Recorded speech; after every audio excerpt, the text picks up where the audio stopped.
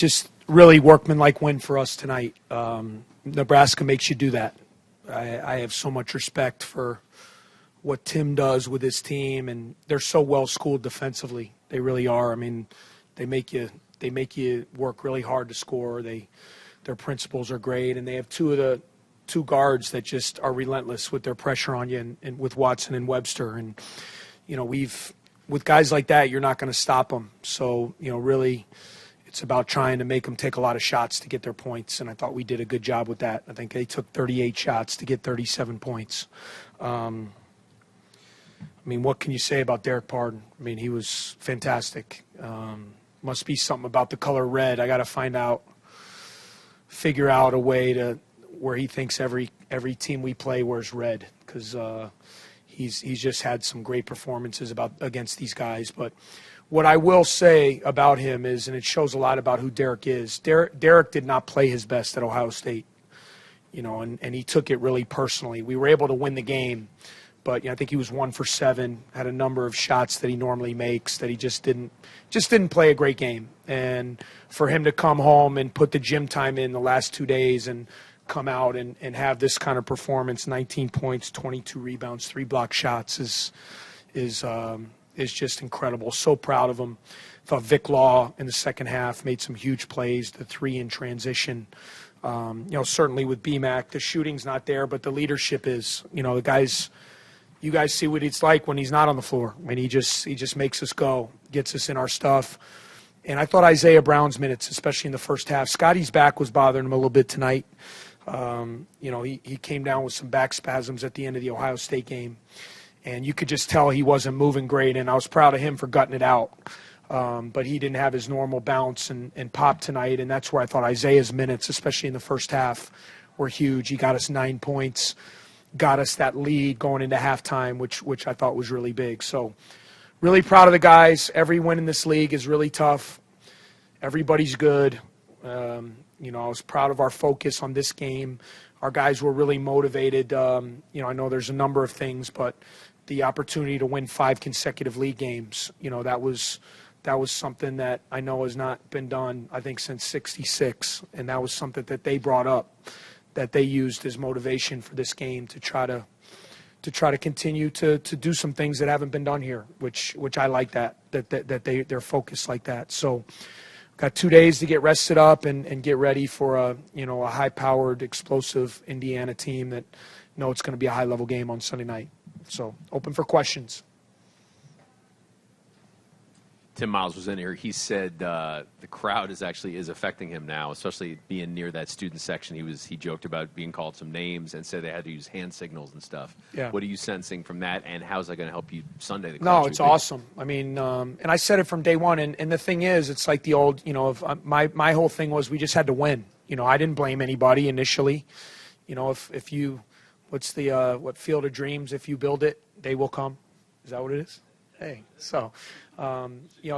So we just wanted to put a product on the floor that people would be excited about following these guys. And I hope when they see our guys play so hard, whether we make mistakes, whether we look good at times, I mean, the effort that my guys are given is, when we get to the locker room after a game, they got nothing left. And I'm so proud of that. They leave it on the floor every night. We're not going to look great all the time. We had stretches tonight where we didn't look great, but the fact now that our crowds are becoming a factor is something that I envisioned, when I came here. And I've said that, and, hopefully it'll continue to get better and more people will continue to come out and support what our guys are doing. And we're going to need it because, we got, 6 more home games this year. And, in order to be a factor in this league and be relevant, you gotta win at home. And a big part of that is your atmosphere. You mentioned Isaiah. He's now had 3 games where he just sparks the offense, Yeah. Rutgers, Ohio State, and then tonight as well. I know that you can chalk it up a little bit to experience, but have you seen anything else change in terms of him being more under control and just bringing what he brings? It's a great point. I've talked about it. He was going so fast, and it came from a good place. You're talking about a guy who's one of the most prolific scorers, the most prolific scorer ever in the city of Seattle. Guys like that are used to having the ball and making plays and getting a lot of shots. And now all of a sudden you're on a team where, you're still going to get some shots, but it's going to be a little bit different. And you got to learn, when to pick and choose your spots, when to be aggressive, when to pull back. I think he's getting better defensively. He's been much more sound with our principles there.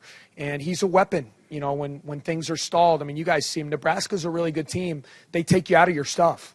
So you got to have some guys who can make plays. And I thought he did a great job of that tonight, breaking people down and getting in the lane and making some plays and shots when we needed them. Coach, with Nebraska down their best rebounder, Coach Miles talked about how you were trying to match up Pardon against Jacobson, and clearly that worked out pretty well. What did he manage to do so well to get the most rebounds the team has had since 1966? Yeah, I didn't know that one, but that's awesome. Eschmeyer never had 22 rebounds. I'll have to text him after the game. Good, I'm going to text him and say, Pardon got you. But anyway, I have to watch the film, but I just thought he was getting every rebound. I mean, I really was. And in the first half, I don't do this very often, but I happened to glance at the board, late in the first half, and he had like 12 rebounds. And I was, well, man, this guy's going to get 20-plus boards tonight. And he's relentless on the glass. He's got a great knack. As you know, I mean, rebounding translates. He's got a knack for the ball. He plays off. He knows the angles. He's long. And I was most impressed. He's always been a great offensive rebound. To get 16 defensive rebounds, to me against a team, like they crash like crazy. I mean, they're one of the best offensive rebounding teams in our league. And, it's going to be fun watching the film to see how he got them all, because just an unbelievable performance on the glass tonight. About a couple initial thoughts on Indiana, a team that is going to be bringing some fans into the gym, and what you're going to have to do? Yeah, I mean, they'll bring fans, but I know we'll have fans too. And so it's going to be a high-level game. I mean, they're great. I mean, Coach Crean is an outstanding coach. They play really hard. They play fast. They're one of the most prolific scoring offenses. With their pace and their tempo, they put constant pressure on you. They have a guy on their team in James Blackman that can go for 40-plus points in a game, which is always pretty scary. Thomas Bryant, who's an outstanding big guy. Robert Johnson, who's played a lot since, they got veteran guys that are really good. They're athletic, they're quick, they're skilled. It's going to be a big challenge. It's going to be a big challenge, and we're going to need these next 2 days to try to put a game plan together. That was not a good day for us last year when we went there. They handled us. They handled us right from the jump. And, I know a lot of guys on our team are excited about trying to play better. That was not one of our finer moments last year when we played those guys. So hopefully we can do a better job in defending them and being more poised on the offensive end.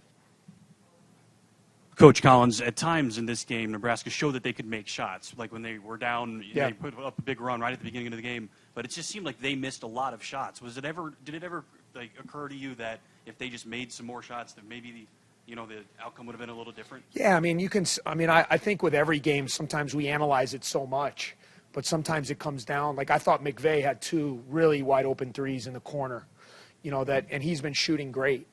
And he missed them, and I think Law made one, Lumpkin made one, McIntosh made, we had, so sometimes, I forget what broadcaster, I know it's not my old man because I know all his sayings, but somebody always says it's a make or miss league, and sometimes we can analyze a lot of stuff, but when you get open shots, do you make them?